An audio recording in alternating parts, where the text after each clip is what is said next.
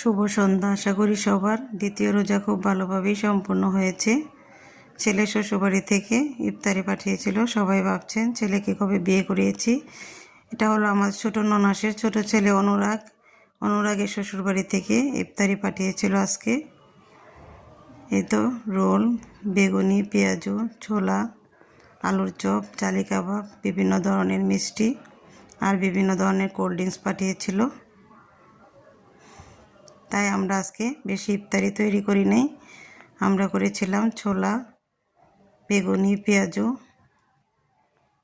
সালাদ, পুদিনা পাতা, খেজুর আর দই চিড়া করেছিলাম। এটা দই